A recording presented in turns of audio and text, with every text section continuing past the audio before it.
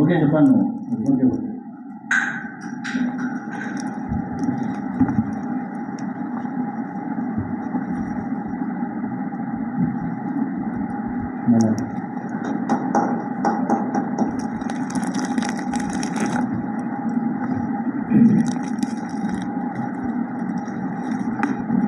Photo కూడా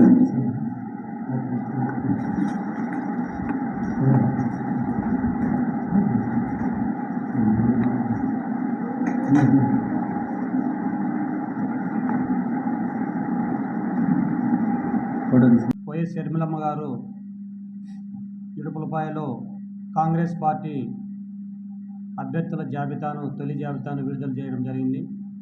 అందులో కదిరి ప్రాంతానికి సంబంధించి కెఎస్ శ్యానవాజ్ గారిని మొదటి స్థానంలోనే మొదటి లిస్టులోనే రావడం మాకెంతో ఆనందం. అనేక సంవత్సరాల నుంచి కాంగ్రెస్ పార్టీలో ఉండి ఎవరికీ లోబడకుండా ఆయన చేతనంత సాయం చేస్తూ కదిరి ప్రాంతంలో కాంగ్రెస్ పార్టీని బలోపేతం చేస్తూ అటు ఎంపీకి చాలా ప్రయత్నం చేశారు. చివరిలో మీరు కదిరికి ఎమ్మెల్యేగా కావాలా అని షర్మిలమ్మ గారే స్వయాన మాట్లాడి ఒప్పించి ఎమ్మెల్యే అయితే బాగుంటుంది అనే ఉద్దేశంతో కెఎస్ శ్యానవాజ్ గారిని ఎమ్మెల్యే స్థానంలో చూడాలని ఆయనకు షర్మిలమ్మ గారు మా పిసిసి అధ్యక్షురాలు అభిమానించి టికెట్ ఇవ్వడం జరిగింది. కదిరి కాంగ్రెస్ పార్టీ తరపున మేము ఏం చెప్తున్నామంటే మా శ్యానవాజ్ గారికి అన్ని మండలాల్లో సత్సంబంధాలు ఉన్నాయి. ఇది ఎందుకు చెప్తున్నామంటే దివంగత నేత మా ప్రియతమ నాయకుడు స్వర్గీయ రాజశేఖర రెడ్డి గారు ముఖ్యమంత్రిగా ఉన్నప్పుడు కదిరికి ప్రెసిడెంట్గా ఉన్నారు మా శ్యానవాజ్ గారు.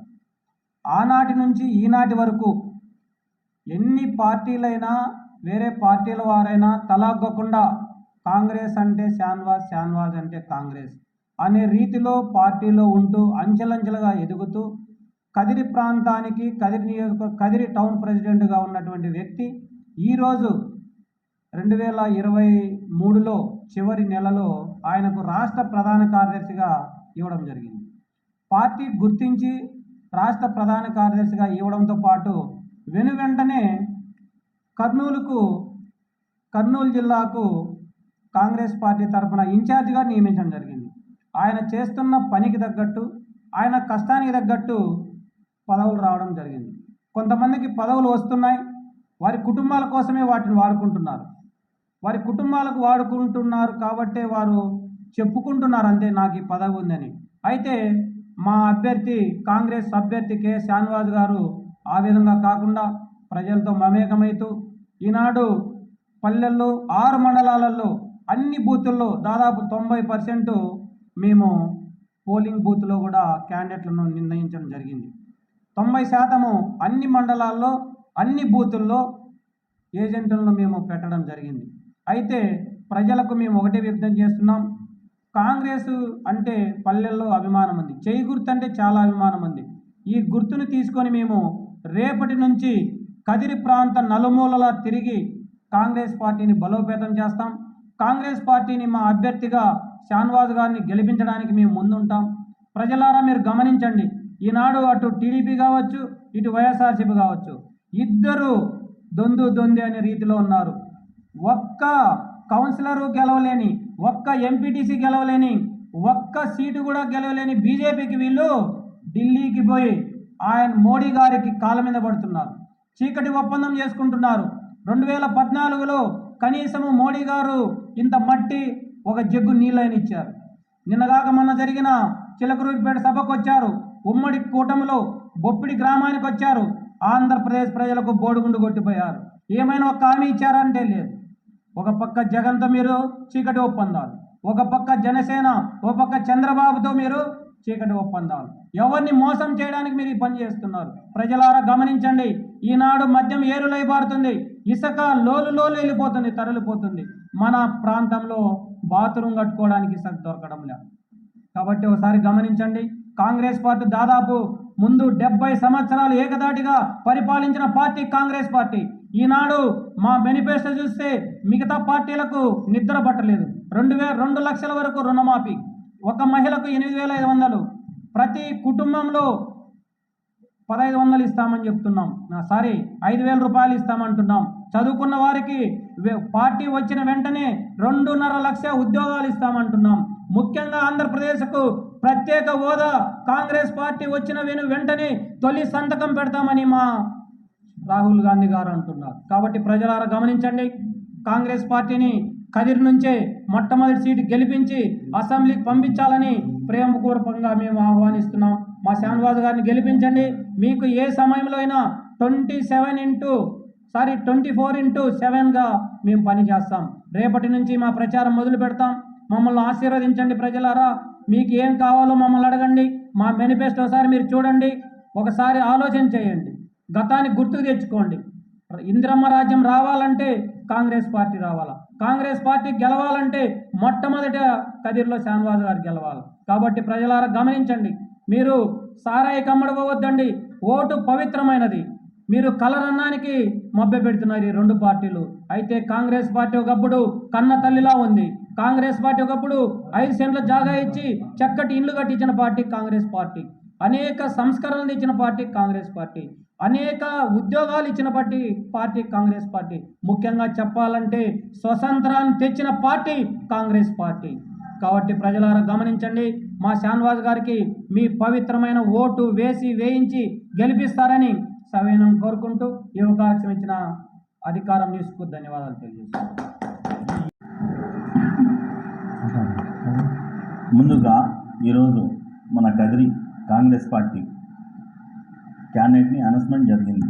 మన షానవాజ్ అన్న, ఆయన కాంగ్రెస్లో ఇప్పుడు నుండి కాదు 40 ఏళ్ల నుండి, వాళ్ళ నాన్నగారు అయితే ఏమి కాంగ్రెస్లో పని చేసిన వాళ్ళు.